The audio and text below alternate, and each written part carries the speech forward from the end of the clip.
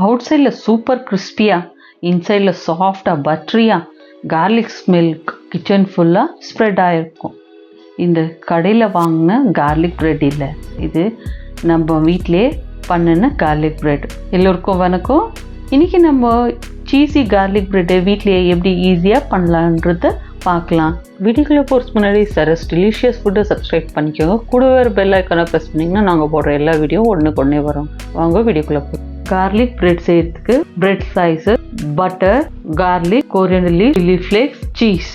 Medium ஃப்ளேமில் பேனை heat பண்ணி 100 ml ஆயிலை ஊற்றி நம்ம ஏற்கனவே உரிச்சு வச்சுக்கிற 4 பூண்டை வெள்ளமாக சேர்த்துக்கணும். இது நல்லா ப்ரௌன் கலரில் வர மட்டும் லோ ஃப்ளேமில் வச்சு நல்லா ரோஸ்ட் பண்ணிக்கணும். கார்லிக்கு ஆயிலில் ரோஸ்ட் பண்ண வேண்டாம்னா நம்ம மைக்ரோவனில் கூட வச்சு ரோஸ்ட் பண்ணிக்கலாம்.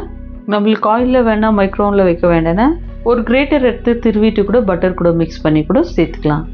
இப்போ பாருங்கள், நல்லா கலர் திரும்பிட்டு வந்துன்னு இருக்குது.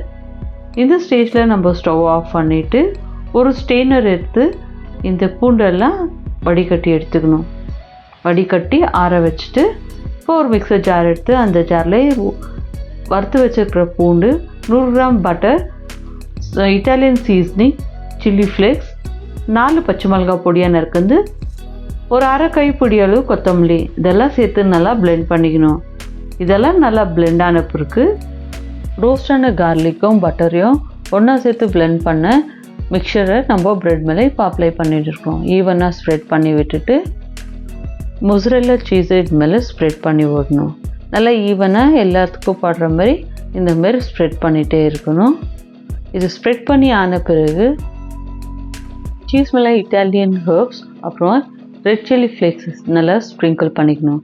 கூடவே ஃப்ரெஷ்ஷாக சாப் பண்ணி வச்சுருக்கிற கொரியண்டர் லீவ்ஸும் ஸ்ப்ரிங்கிள், இதெல்லாம் ஸ்ப்ரிங்கிள் பண்ணி ஆன பிறகு ஒரு ஓரமாக வச்சுட்டு நம்ம ஒரு ஹெவி பாட்டம் கடாயை எடுத்து கடாயை ஃபஸ்ட்டு நல்லா சூட் பண்ணிக்கணும்.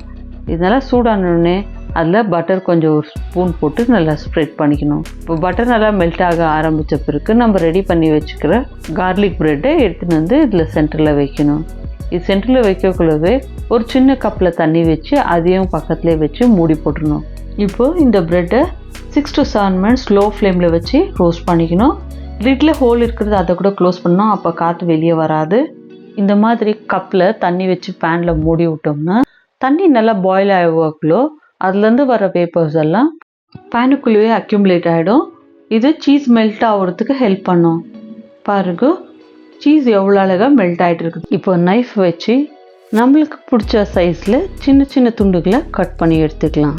இன்சைடில் சாஃப்டாக பட்டரியாக, அவுட் சைடில் கிறிஸ்பியாக, பர்ஃபெக்டான ஈவினிங் ஸ்நாக்ஸ் ரெடி. நம்ம ஸ்கூல்லேருந்து வர கிட்ஸ்க்கு இந்த மாதிரி செய்து கொடுத்தோன்னா ரொம்ப ஹாப்பியாக சாப்பிடுவாங்க. இது டீ கூட இல்லை சூப் கூட.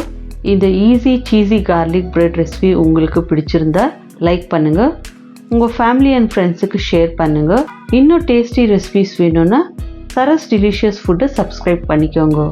கூடவே வர பெல் ஐக்கானை ப்ரெஸ் பண்ணிங்கன்னா நாங்கள் போடுற எல்லா வீடியோ உங்களுக்கு உடனே வரும். நெக்ஸ்ட் ரெசிபி என்ன வேணும்னு கமெண்ட்டில் சொல்லுங்கள்.